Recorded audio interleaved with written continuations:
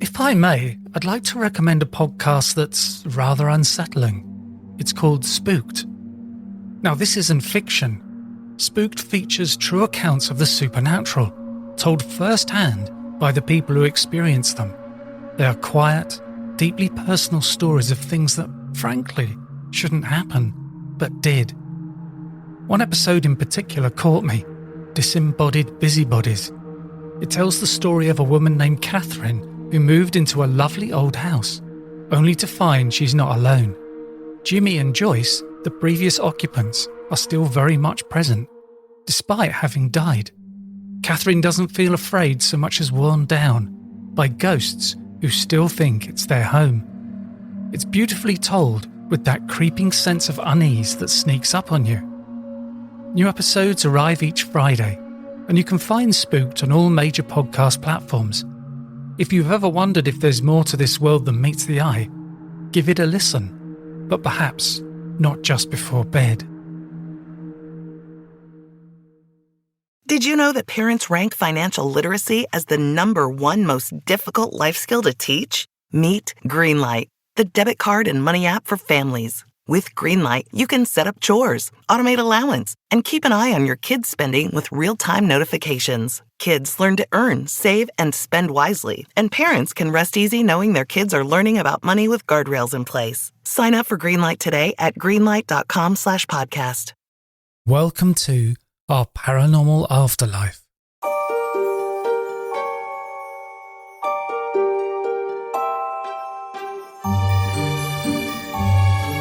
This is our paranormal afterlife, and I'm your host Simon Bown. And if you want to hear the extended version of this episode, please join the Patreon campaign. This week I'm talking to Sheila Marie about her book, Forensic Medium, The Power of the Unseen. Sheila is a professional forensic medium, healer, psychic and teacher. She founded the Sheila Marie Forensic Psychic Medium Academy of Intuitive Training and Sheila Marie Intuitive Arts. She has been a certified forensic medium since 1995 and has counselled and read for thousands of clients and students. Hi Sheila, thanks a lot for coming on the podcast. Hello, namaste. Thank you for having me. So we're going to talk about your book. It's called Forensic Medium, The Power of the Unseen. Was this a thing when you were like a child? You always had this thing with seeing dead people, or did it come on later in life? Well, that's really interesting that you asked. Well, my mom always told me, as I was growing up, we were actually very Roman Catholic, and our family still is, which is fine. But my mom would always say, "Oh, she's psychic," because I would always say things, and like give the answers to everything, even at a young 4 years old. And I would get so upset because I'd be like, why is she calling me that? Because I didn't want to go to HE double hockey sticks, So I took offense to that many years. I would say my first experience was when I was in the 4th grade. I was about 10 years old when the hormones started coming in. I started, my dreams were really heightened, and everything around me I could sense, and I had a couple of experiences. But it wasn't till I was in my early 30s where it became prominent. Was there a time, was it you saw a ball of light while you were on the phone? Yes, I did. I get so excited when you mention that because that changed my life. Yeah, so I was actually in my bedroom. My daughter was with me. She was about 2 years old, and we live in like a contemporary cape. So I was on the 2nd floor. And I was talking to my sister-in-law on the phone, and all of a sudden it started thundering out, lightning. And I said, "Is it raining at your house?" She's like, "No." I'm like, "Oh, it is here." So I went over and I shut the window. And then when I shut the window, the rain stopped. I thought that was a little weird. So I lie down on the bed, and I want you to know, this is not me closing my eyes. This is me visually seeing all this. And so I'm sitting there, and my daughter's running around on the bed and stuff. And at the end of my bed, there's a door that goes into the bathroom. And all of a sudden, around 4 feet high, I see this ball of white light. And I want to say, it's like maybe 6:30 at night. So it's dusk, And all of a sudden I said, "Oh my God." And it was the size of like a basketball. And I said, oh my God, my daughter's looking at it. And this is me on the phone. I'm like, there's something in my room. She's like, what? I'm like, there's something in my room. She's like, and I was trying to not talk because I didn't want whatever it was to see me talk. And it moved away, so I couldn't see it. Then it moved back again when I said that to almost like look at me, but it wasn't, I don't know, it wasn't really taking the shape of a body. It was more of a ball, but I knew it was an entity or some type of energy. And my daughter's looking, and all of a sudden it picked up and flew across the room. And I said, oh my God, right? I was freaking out. But I wasn't scared. It was interesting because I felt like almost like it was like an experience, like like almost meeting the Virgin Mary. That's the type of feeling it felt for me. And I was like, oh my God. So my sister-in-law said to me, oh my God, you're seeing spirits. And she was very, very psychic and into all that new age stuff. And I had never even gone to a psychic before in my life. I didn't believe in it. I was a skeptic. I didn't want anything to do with it. So that Christmas, I got a gift certificate from my sister-in-law, Meet Your Spirit Guide meditation class. And I'm thinking to myself, she's out of her flipping mind. I'm not going to do that. So I put the gift certificate in the counter, and a year later passes, and I said, oh my God, I better go to that class because I don't want to hear the wrath of my Italian sister-in-law, right? So for giggles, I went to the class and I got in there. And now I have to tell you that when I was 11 years old, my dad was a police officer, but he also was a hypnotist too. And he used to work on hit and run cases. So he used to use me as a guinea pig and teach me meditation. So I was very comfortable with going in and getting in a meditative state. So when I get into this class, what does the lady do? She takes us into meditation. I'm like, oh, I know how to do this. This isn't psychic. I'm feeling very safe, And she says to us, you need to trust God, whoever that is that you speak to in your higher mind, your higher consciousness, and give them the reins. I'm like, okay, I'll give Jesus and Mary the reins, and I'm going to give you the reins. If I'm not supposed to do this, don't let me see anything. Well, I got into that meditation and I saw so much. I came out of that meditation bawling my eyes out. I'm like, oh my God. Because 100% I trust Jesus and God, Mary. And I'm like, this is not bad. I'm not a bad person. I go, this is love. This is pure love. And so that's how I started tapping into it. Do you think that ball of light was there to send you a message, or it was like an activation, or I'm not sure how to say it, almost like a spiritual kick up the pants, it's like saying, come on, get on with it?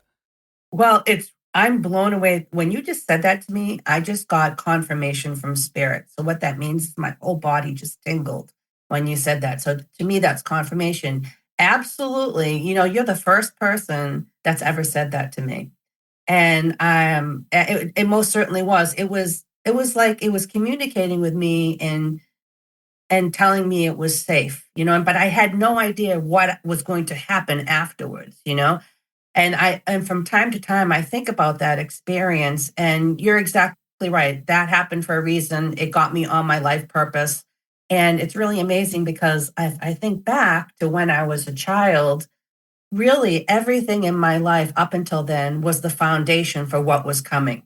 I hadn't a clue, you know. You were brought up as a Catholic, weren't you? So their viewpoint of psychics and mediums isn't very positive. Yes, absolutely. Well, it's really funny. So my parents divorced when I was 4. My whole family was Catholic, and I was brought in and out of the Catholic Church, but my father raised me as Lutheran because of the divorce, this and that. And so it was a mixture of both. And then later on, years later, I became married and I became Catholic so I could be part of the clan. But yes, it was very, and then I studied spiritualism, which is basically a religion of mediums, connection. And then I studied Buddhism, and now I'm studying Hinduism.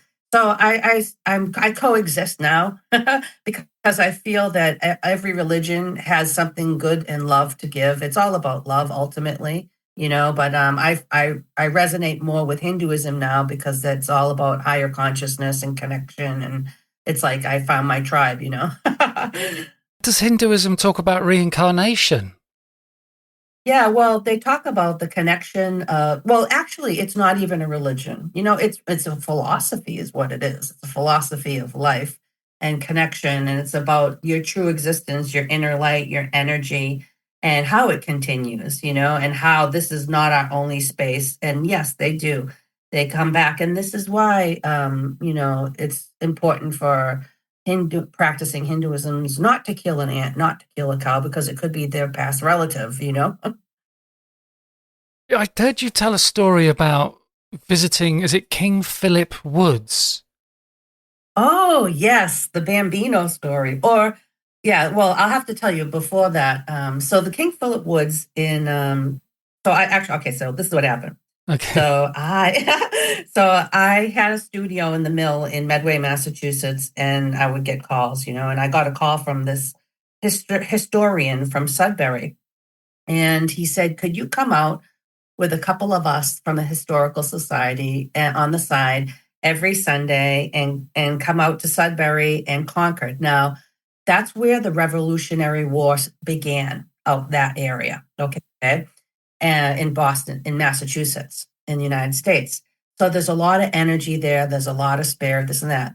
But Sheila didn't do so well in school. She was more of an artistic student, so she really didn't know much about history, which was actually a good thing for me. So I said, sure. So they said, come out in the fields with us, and we'll want you to go in your head and tell us what you see. And I said, oh, okay, this will be fun. And at that time, nobody knew in my life that I was studying mediumship. I was tapping into my intuitive side. And I would do it on Sundays. So every Sunday I went out to this field, and one of them was in the King Philip Woods. And actually, it was really interesting because they were doing a documentary with me by this point. And we get into this area, and there's this. Apparently, I found all the information out later. So what happens is I'll walk into the woods and I'll tell them all of my story, what I'm seeing from spirit. And I was getting songs and everything. I was taking them back. I kept on hearing, life is a highway. I want to ride it all night long.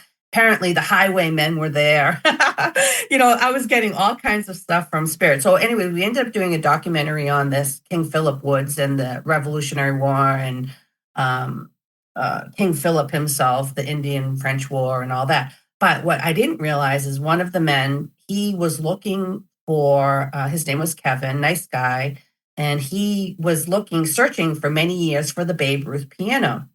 And so they had built up a trust with me. And I think that this was the whole idea, what they wanted to do in the beginning, but because they kind of tricked me. But I ended up giving them more information than they expected. So anyways, we went to this, all of a sudden one Sunday, they brought me to this pond, and it was just the three of us, me, Lee Swanson, who was a historian as well, and Kevin Kennedy. And we went out to this pond, and in my head, all of a sudden I saw a flash of the green monster. And the green monster is Fenway Park in Boston, okay? And I said, oh, Kevin, this is that baseball thing. I said, I want nothing to do with this, because you have to remember, nobody knew that I was a medium. And I was living in the political world as a police officer. Actually, I wasn't a police officer at the time, but my husband was, my father was. My whole life was very political. And I said, if anyone knew what I was doing, they would just like, she's gone off the rocker. So I said, please don't tell anybody. He's like, okay, just give us 10 minutes. I said, all right. So I went in, I stood on this hill, and I picked up this stick, and I saw, in my mind, I saw a flash of nautical marks. And spirit gave it to me, and I gave it to them. And then 10 minutes later, I said, okay, let's keep working. So we started working with the historical stuff again. Well, I didn't know it, that they had tricked me, because they had a permit for the pond, and they had state divers the next day lined up to go search for my nautical marks. And the environmental state police had been looking for 30 years for Babe Ruth's piano. in this pond with zero visibility, and I had not a clue, not a clue.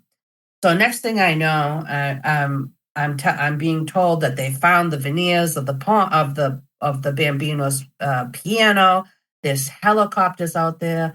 Let me just say, this news went worldwide to India, Japan. I was devastated. I wanted to crawl under a rock, and it was the universe way of saying, Sheila, you're coming out today. And so this is how I got into forensics. Next thing I know, I got a knock on the door from agents. And could you help us with this criminal case? Could you help us with this homicide? I'm thinking, okay, sure. So that's how I became a forensic medium. And I didn't search for it. It was like my life purpose was unfolded in front of me, So that's what happened. Hey everybody, it's Nicole Byer here with some hot takes from Wayfair. A cozy corduroy sectional from Wayfair? Yeah, that's a hot take. Go on and add it to your cart and take it. A pink glam nightstand from Wayfair? Scalding hot take. Take it before I do. A mid-century modern cabinet from Wayfair that doubles as a wine bar? Do I have to say it? It's a hot take. Get it at wayfair.com and enjoy that free shipping too. Wayfair, every style, every home. Did you know that parents rank financial literacy as the #1 most difficult life skill to teach? Meet Greenlight, the debit card and money app for families. With Greenlight, you can set up chores, automate allowance, and keep an eye on your kids' spending with real-time notifications. Kids learn to earn, save, and spend wisely, and parents can rest easy knowing their kids are learning about money with guardrails in place. Sign up for Greenlight today at greenlight.com/podcast. With King Philip Woods, did you get any Revolutionary War stuff coming through? Any images of soldiers or anything there? I sure did. Oh my God, it was amazing. We were out there for a couple of months in these woods, and we were in the rain. I mean, I would come out of there, it would be like 16, I'm not even exaggerating. There'd be 16 ticks on me, wood ticks on me from the rain and stuff. And that's how thick the woods were. And yeah, I remember, it's amazing because everything is vibration in a record, and so like right now as we're talking, I'm seeing flashes of what I saw, and I remember the first I when I first got there, they covered the rocks, and I always have an assistant with me that takes care of me in case I trip or something like that, but they don't tell me what's going on, but they make sure I'm okay. And my friend Donna, she was actually a student. She was helping me, and they covered all the rocks so I wouldn't know where we were, the names on everything. And all of a sudden in my mind's eye, I saw this guy, and he looked kind of like George Washington, with the white hair, this and that. And all of a sudden I said, oh my God, I'm going to just call him Georgie. So Georgie was taking us everywhere. Turns out it was George Washington. And I had not a clue. And so we went to this tavern. Like I was telling you, we walked to this tavern, and basically you're not seeing anything. All you're seeing is stones everywhere and dirt, And I remember this is really cool, actually. I kept on seeing this guy, and he was like, honestly, I'm really not good at history, but he looked like someone from the South, okay, in a Southern war in the United States and in military time, revolutionary time. And he had a pegged leg. And so I kept on calling him Woody, peg leg, whatever. Well, turns out that this guy, this peg leg, and I was reciting our poetry and everything. He was a real guy. And that was his name, Peg Leg. I couldn't believe it. And so it was really kind of cool, some of the things that what they would do is they would ask me questions. What are you seeing? What about this and that? Because they wanted to know about certain people buried, this and that. And they were working with the Smithsonian. It was really kind of cool. But yeah, and I even one point I saw like Indians and stuff, and it was amazing. It was just amazing. And I was baffled. They were baffled. And one time, they actually said, okay, Sheila, they took me on the edge of the woods. They said, now you tell us where we should go. I said, what? Because they were taking me before. I said, okay. So Spirit was showing me, all of a sudden I'm seeing these rocks. I'm like, so what they were doing is they were priming me to find things.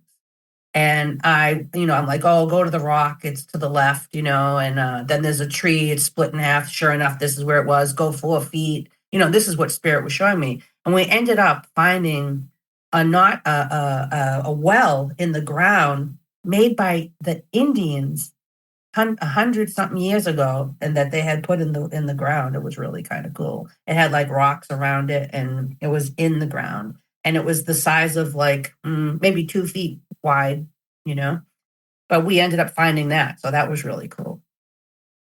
Was there a time where you had to sort of tell your husband this is what you wanted to do and that you just had to do it? Oh my gosh. Yes. So my husband at the time was very, skeptical, non-believer, whatever. You have to understand, he was big in the police force. So everything socially had to be perfect, and it's looked in where I'm from in the world. It's looked for, if you're connecting or doing anything psychic, you're a witch because of the Salem witch trials and everything in Salem, Massachusetts, this and that. So it's frowned upon if you're connecting, So I came home from that class, that Meet Your Spirit Guide class, and I said, this is what I have to do. He goes, what do you have to do? I said, I have to do mediumship. He goes, what the H double hockey sticks is that? And I said, like psychics and reading is, oh my God. I said, you know what? If you have to divorce me, it's okay. I understand. But if I will die if I don't teach people how to connect. And he's like, what? I go, I have to teach people how to connect. Everyone's able to connect. This is not voodoo. This is not bad. This is just who we are. It was so strong in me. I gave up my whole political life, and friends. This didn't want to be friends with me anymore. And I was still the same Sheila. I hadn't changed or anything. All that I was doing was connecting to my inner light system. And of course, people judge this and that because they're just not open to it. They're not understanding it. But that's the reason why I'm on this mission, to teach everyone to connect with their inner light system, because it's who you are. It's a part of who you are. That everything that you're searching for in the outer world is already in the inner world that will connect you to that vibration of that frequency of connection. And so that's how it came with me. It was like my life purpose. I'm divorced now, but that's not the reason why I'm divorced, but, I'm sure it played a part in it too. But, that's okay. This is, life, right? You mentioned the inner light system there. Is this something you teach? Yeah, so I kind of coined the name inner light system. So basically, it's I start off with meditation. Yes, and I teach the inner light system. And what that is to me like another system within yourself of connection.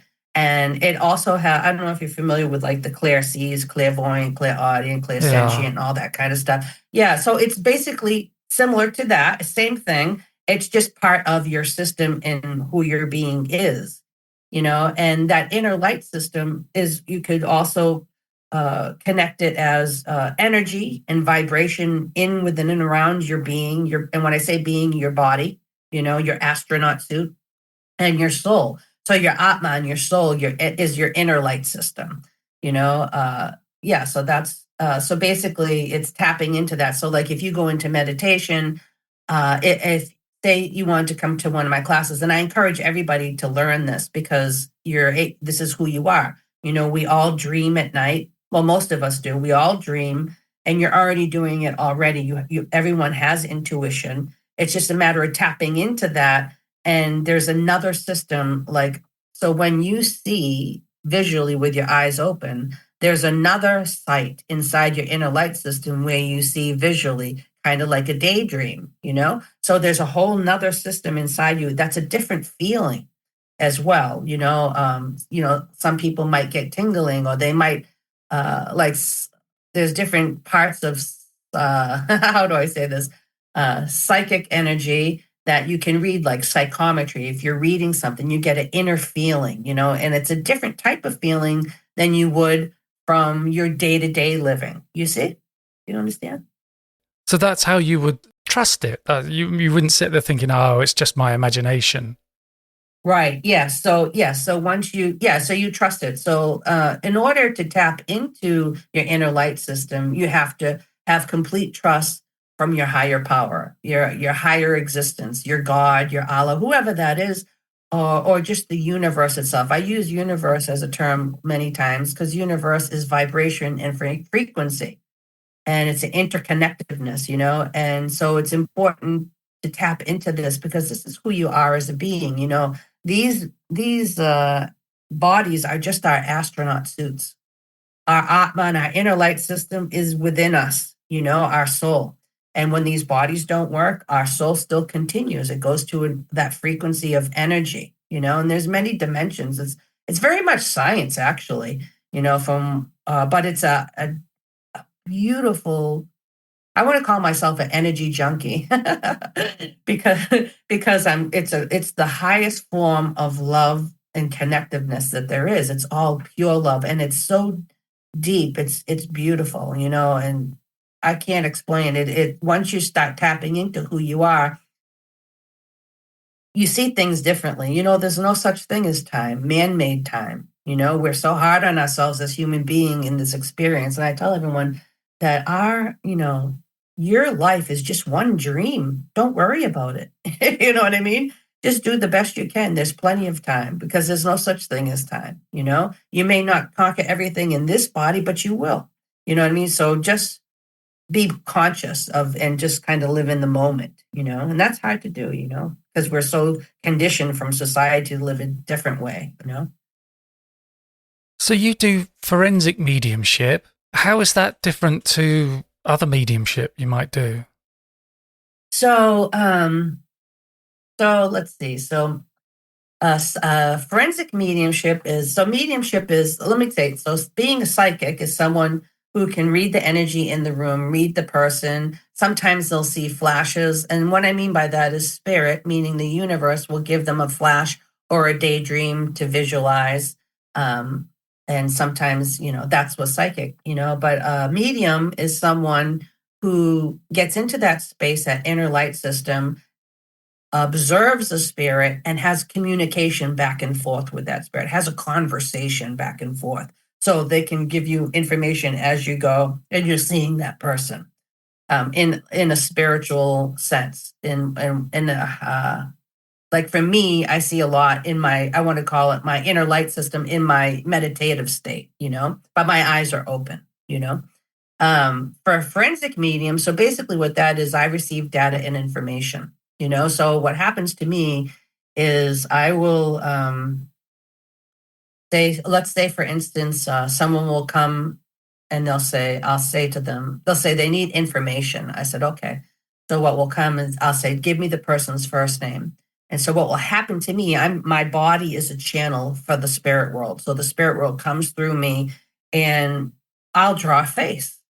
And let me tell you, I can't even draw an apple in the daytime, but I'll channel the energy where I'm allowing my body in the universe to use me to draw a face, or I may draw maps. I draw maps a lot of times. It mostly looks like squiggly marks here and there, but I can decipher what it is afterwards.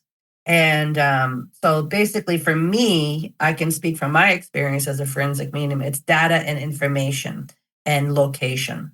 And it's not all. A lot of people say, "Oh, you work in missing persons." I do, not all the time. I do a lot of forensics. A lot of agents or families may call because they need information, and I'll get it that way as well. So it's basically me working with my guides, my higher power, my higher consciousness, and asking them for information, and then using me as a channel, and then showing me. And sometimes when someone comes to me, the reading could be a reading. Like I might receive everything in a reading style where I would speak to the spirit and talk vice versa. A lot of the times that doesn't happen. I'll have, let's say, an agent come in. We need to find this location. This is the first name. I said, okay. So I'll get all the information. I'll draw maps, and then I'll say to them, give me a few days, because I also receive dreams. And that's something that how I knew this was my life purpose, because one of my first experience, I always talk about this story because I'm still blown away over it. I had never received, I received, everyone will say, oh, I had a dream last night. What does this mean? You know what I mean? Well, this was different. I was married at the time, and I had an agent come in. They gave me a name, And I said, okay, don't tell me anything else, because if I don't know anything, I'm not thinking it subconsciously or in my mind. And that's another thing that I teach my students, is how to not think. Because once you think, you're screwed, because you're subconsciously thinking it and creating it in your mind. And I teach them how not to do that. So anyways, he gives me a name, and I said, okay, give me 2 weeks and we'll make an appointment. I will talk again. Okay. So that night I go to sleep. Next thing I know, I'm in my dream, and poof, all of a sudden it's like football lights turn on, and I'm standing and I'm looking beneath me, and I see a little boy's head, and I'm following him through a city, and he's showing me oh my God, I can see it right now. All this information, these files of his crime, what had happened to him. So I woke up, I screaming, and my husband was, hey, I think you're having one of those dreams. I'm like, oh my God, right? So I wrote everything down as I saw it. It has happened for 2 weeks straight. Every night I had a dream. I couldn't believe it. Now, I wasn't asking. By the second week, I prayed to God. I said, please, no more dreams. I can't sleep anymore, because I was really getting scared and depressed, because I was feeling everything from the little boy. And so I had enough information, and the agent came in with the family, this and that. And I said, well, I'll tell you what my dreams were. If this makes any sense to you, you can tell me at the end, because still I have no idea what this name means to them or anything. I don't even know if it's their spirit or not. I'm taking a chance saying, okay, well, I hope they understand this, because they're going to think I'm crazy after this. The lady's crying, this and that, blah, blah. They understood everything. Turns out the boy was kidnapped. It was, and this happened over 30 years ago. So this was a cold case, but they had reopened it. And then next thing I know, they understood everything. They couldn't believe it. And then they told me the story afterwards. I couldn't believe it. I'm like, wow. And I'll have to tell you, I'm not telling you the names and everything only because all the cases that I've worked on over 400 cases and been a lead in most of them. And I don't speak about the names and that for protection for me and my family, and because those families are still out there. A case, even when it's closed, is still alive, and it's a dangerous world we live in. So anyways, next thing I know, they said they'd kind of come back with me, because they had 3 people or whatever lined up. And I said, it's this guy. This is the guy. Because I had drawn a picture of him. I seen him in my dreams and everything. And I said, it's this guy, 300%. They're like, no, it's not. I'm like, oh, no, it is. Well, turns out it was. And he's in jail for life now, because they got a confession out of him. So unbelievable. Who knew that was going to happen, right? Yeah. Yeah. So so that was one of my first experiences. I was like, wow, so that's how I knew that I was in my life purpose, because I was getting dreams. I didn't ask for dreams. Who asked for dreams? You know what I mean? So that's what happens. And every now and again, I'll get dreams, but not on all my cases, but spirit is, I don't actually look for, my cases. I let the universe bring them to me, because there's so many out there, and I know that the universe knows what I'm capable of working on, and what they and what they want me to work on. I always say, I'm working for the universe. I'm working for the spirit. You know what I mean? I'm not working for me. So I give them the reins in that. And that's part of connecting to your mediumship, to your inner light system, is letting go and letting the reins be taken by your spirit guides, your higher consciousness, the universe, because that's part of it.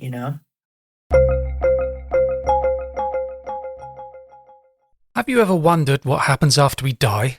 In my new book, Verified Near-Death Experiences, Proof of an Afterlife, I share 30 incredible stories of people who were clinically dead, some with no heartbeat, no brain activity, yet returned with knowledge that was later verified.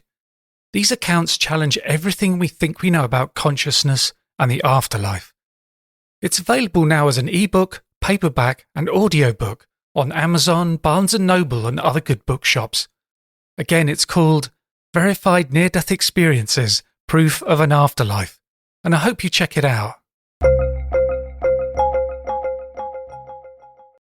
I read in the book that you were working on a cold case of a missing boy, and you sat, I think, with the mother and said, right, I'm going to sit here for 2 hours. Don't say anything.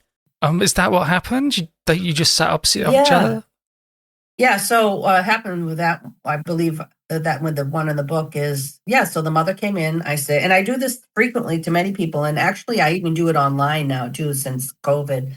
And I'll say, okay, don't tell me anything. Just tell me the person's first name. And I'll sit there in front of them. Actually, I like to do this on all my cases first, and I take paper, like computer paper, and I just ask Spirit, okay, Spirit, show me what I need to do, what I need to write, what I need to draw, this and that. And I just start drawing, and I'll usually make maps, and I'll draw words, this and that.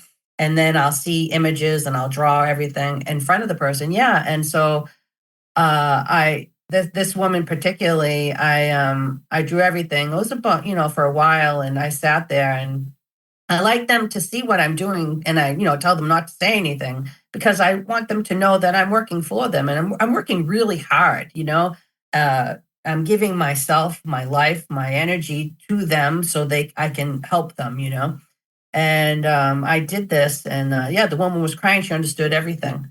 So so that happened. Yeah, but that happens a lot. I do that often. And then sometimes what will happen is we'll decipher the case. So we'll get all the information, and it might just be the beginning of what they need. They might need a little more. So then I'll ask Spirit a question, and then I usually ask Spirit to give me the information in 2 different ways that I'm not thinking. So I know I'm not creating it subconsciously. And that's how I get it. Yeah, it's really kind of cool, And I do mentorship, and when I teach mentorship for my advanced students, it's just a matter of everyone can do this. Some of it's a calling. For me, it was a calling. It was like my life purpose. But everybody's capable of doing it at different levels if they tap into it. Maybe not so much forensics, but the tapping into the inner light system, because it's who we are as beings. And that's why I chose to teach, because I'm like, shame on me for not teaching people, because this will heal them. There's a great healing that happens with connection. You can heal yourself because you understand your being, you understand your existence, you understand why people are going through what they're going through around you. You can understand and look outside of the box, because you're looking into I don't want to say the air, because when I think of air, I think of nothingness, but it is a nothingness. And what I mean, it's that in between. It's that ether, it's the sky, it's everything. It's energy, it's bits, and everything unseen is where all the information is. And it's so powerful, and what we need to exist on a daily level, because our inner thoughts are energy, and we are intuitive towards other people's energy and everything around us. But we lose that as we become socialized, because we learn to not trust, and we learn that that negativity and that doubtfulness and that mistrust blocks it. So a lot of times when I'm in class teaching people, I'm teaching them how to let go of the fear, and let go of the fear so they can trust their higher power, so they can connect to the inner light system. And a lot of people, they don't want to be mediums. They just want to learn to connect, and they should, because you can use it all in your whole life, in your business, in your life, in your relationships, with yourself, with your family. And I mean, it's beautiful, So when you do a mediumship reading, you maybe sit opposite somebody and you say things and they give you feedback. But when you're doing the forensic reading, when they're sitting opposite you for 2 hours, you don't want any feedback. Is that because on one side it helps, but with the forensic, it doesn't help? Well, I'll be honest with you. When I do readings, I ask them not to say anything till I'm done. I do the same thing. So when I give a reading for a psychic reading, what I do a little different than other mediums. I'll sit with someone, even whether it's online or in person, and I'll say, okay, I'm going to say a prayer. What I'm going to do is I'm going to tell you what I'm seeing around you. I'm going to get all the information. I'm going to give you a message, and then we can talk. That's how I do it, because it keeps me clear. So I'll go in, say I'm seeing a spirit. He's an older man, he's in his 50s, this and that. He's, good big belly, he's wearing suspenders, keep going. And then I'll get information about his life that the sitter will understand.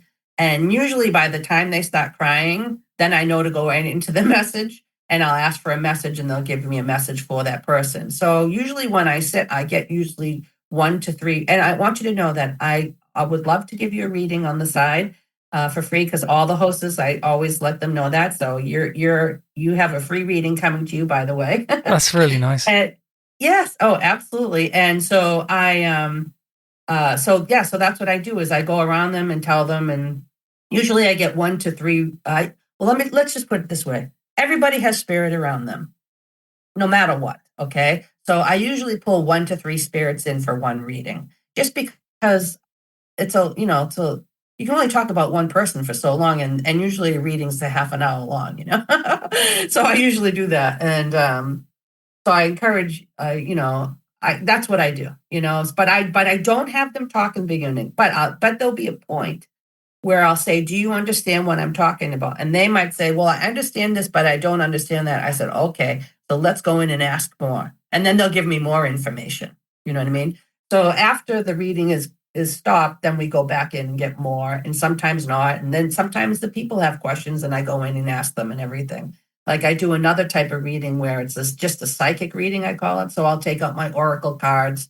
I'll do a general reading on them from the cards and what if I see flashes in my head. But then the next part of the reading, they can ask me anything and I'll tell them exactly what I see and I'll interpret it in front of them. So if they have questions about their love life, about their relationships or work or whatever, I actually I have several multimillionaires and that are on concierge. So they'll call me and they'll say, Sheila, like, hey, we have a question. Should we do this deal? And they'll tell me things, this and that. And I'll tell them what spirit's seeing. Then they'll make their conscious choice, So there's all different ways. But for me, I like to give all the information first because it helps me not to think, Yeah, I see.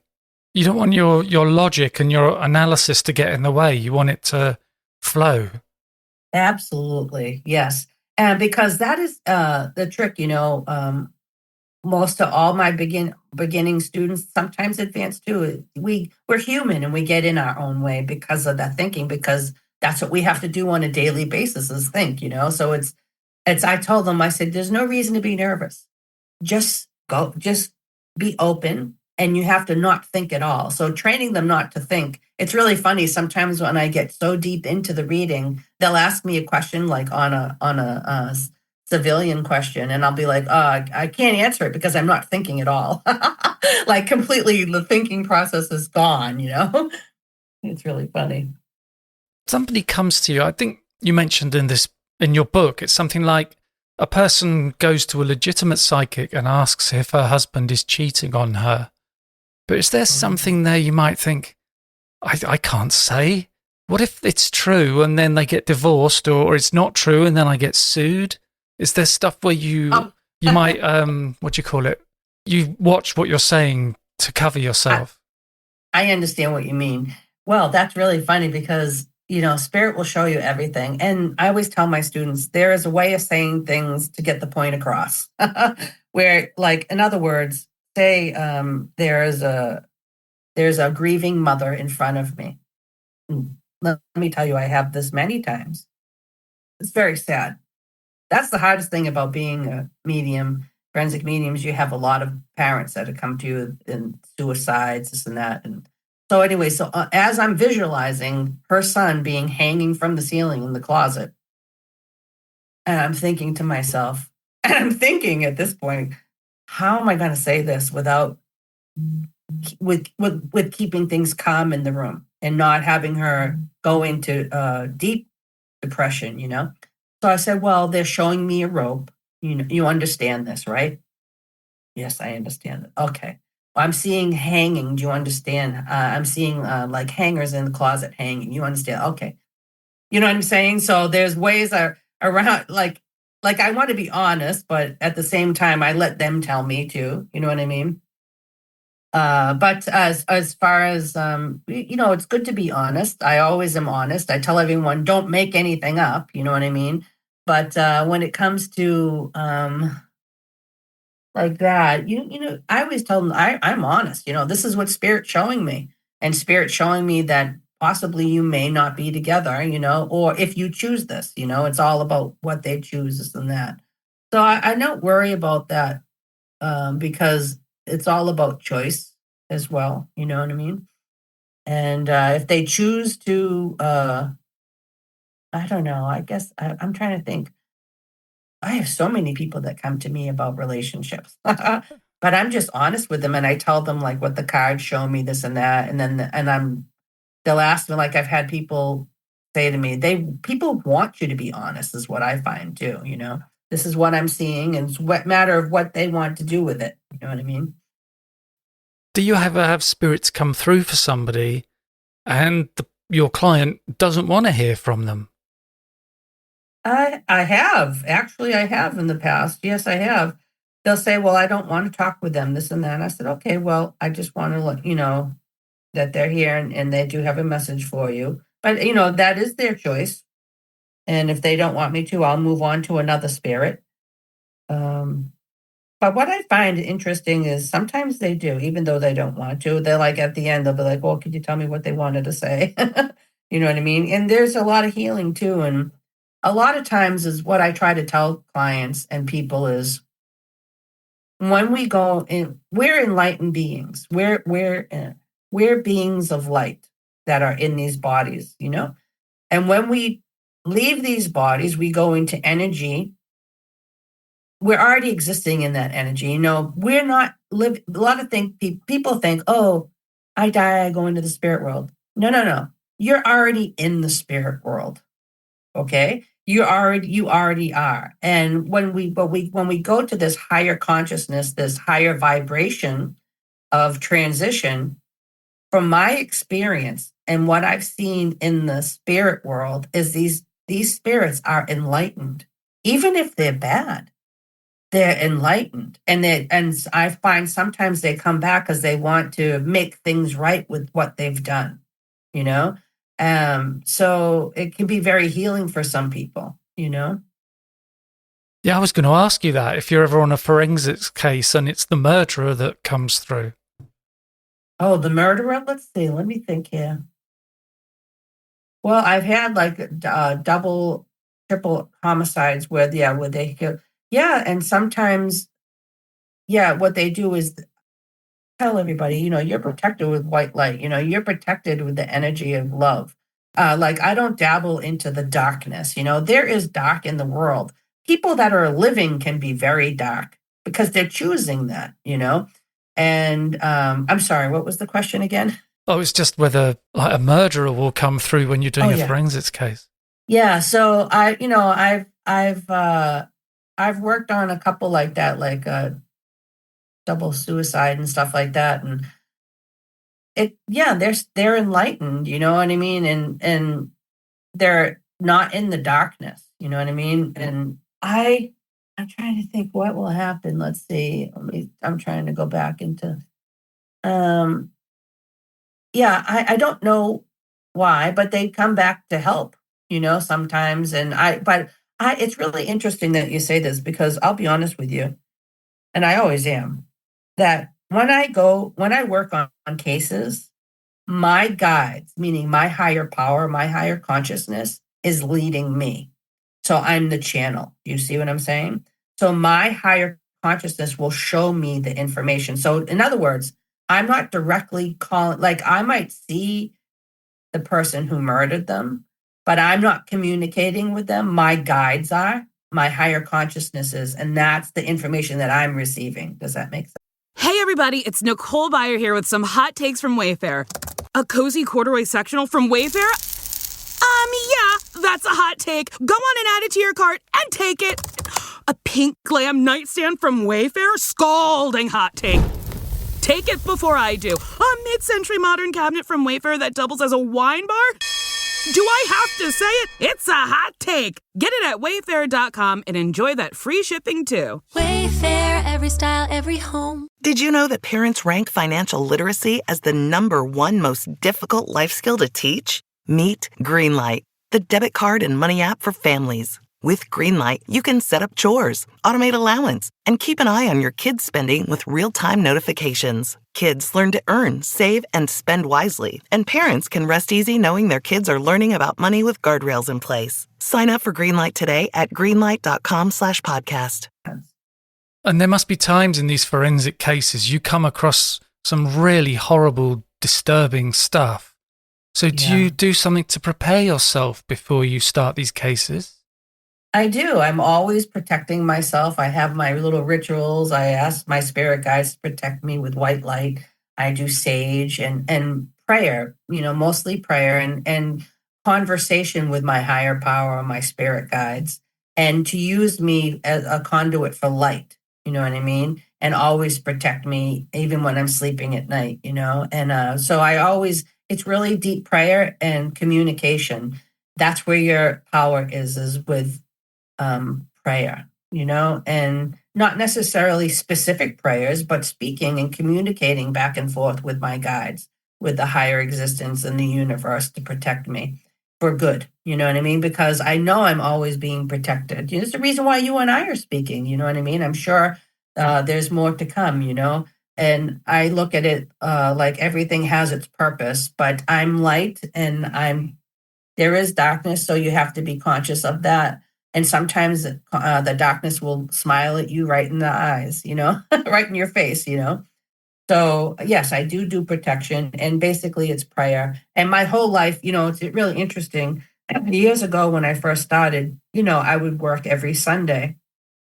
I would drive an hour away to go to a place and I would do readings. Then I'd drive an hour back and then I'd become the mom, and I would never be the medium at home, only at that place. And then all of a sudden I ended up with my own meditation studio later on, and this and that, and it became my whole life. So my whole life is mediumship now. Everything I do is mediumship. My relationships, everything around me. So it's interwoven, intertwined now with everything I do. So I'm protecting myself daily in the morning and at night. You know what I mean? So it's, but when a specific case comes in, I do protection as well. Always when I work, I protect myself, but it's constant too, And I suppose there can be an emotional side to it as well. But is there a thing when you're a police officer, you come across this stuff and you learn how to deal with your own emotions around it? Yeah, that's really interesting. I look at it. I never could understand why I chose to become a police officer. And I know I needed the money at the time. It was the easy in because I had family, this and that were police.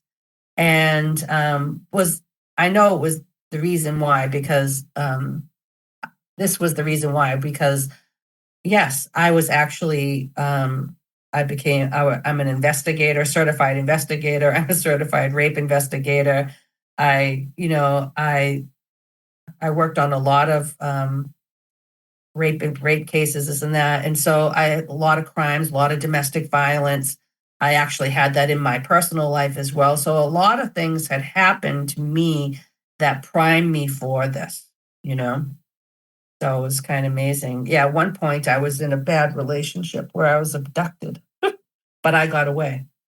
And I'm one of the survivors. So I said, wow, it's amazing how spirit used me now. And I get cases like that.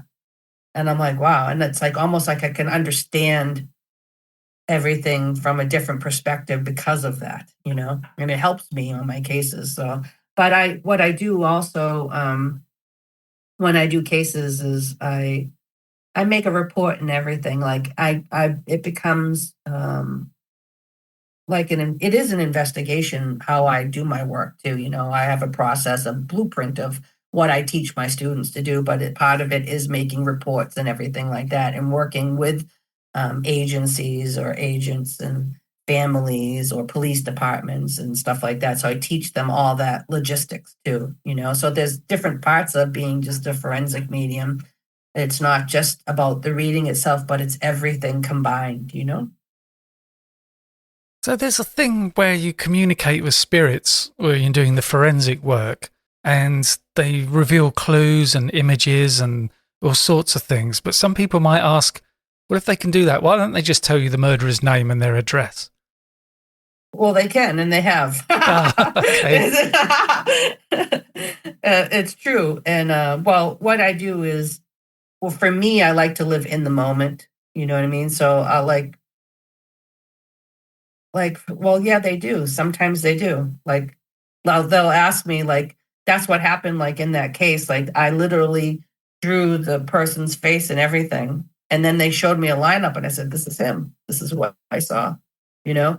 And I didn't get that. Sometimes I don't get people's names, it's just a matter of what spirit gives me, but I'll ask, and not 9 times out of 10 do I get names. This is unfortunate with me, probably because I'm thinking deep subconsciously, because I get nervous. But sometimes it just blurts out of my mouth like I have Tourette's, and I'm like, oh, do you understand Andrew? They're like, what? I'm like, yeah. Oh, that's his name. I'm like, oh, okay, well, there you go.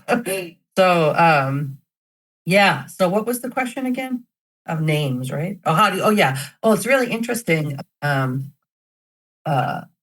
I do get a lot of signs, and but sometimes they need that. For me, like when I'm working with the forensics, I find that the information that I'm receiving, they need anyways. You know what I mean? It's almost like I could go in and find everything exactly where they are, this and that, but it's all like all the information getting up into it that they need as well, Well, it's been great talking to you.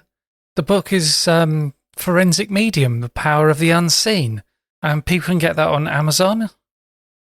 Yes, they can go on Amazon or Barnes and Noble. They can go on Amazon. You can buy it there, the paperback, and also there's an ebook as well on Barnes and Noble.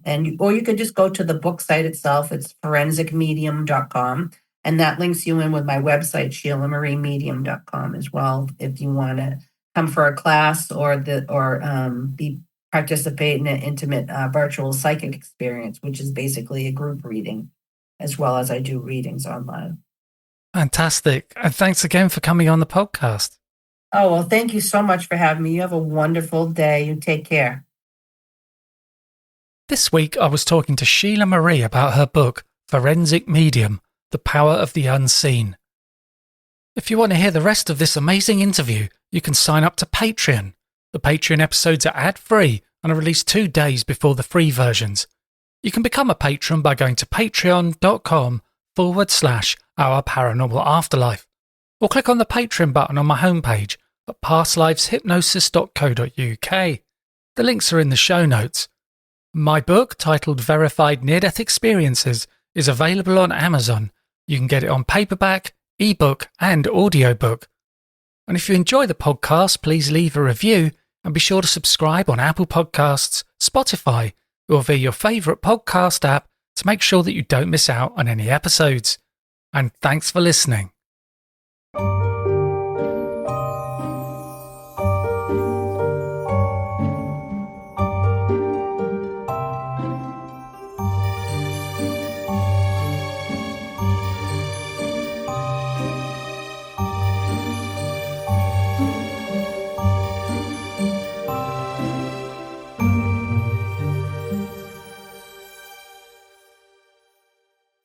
Did you know that parents rank financial literacy as the #1 most difficult life skill to teach? Meet Greenlight, the debit card and money app for families. With Greenlight, you can set up chores, automate allowance, and keep an eye on your kids' spending with real-time notifications. Kids learn to earn, save, and spend wisely, and parents can rest easy knowing their kids are learning about money with guardrails in place. Sign up for Greenlight today at greenlight.com/podcast.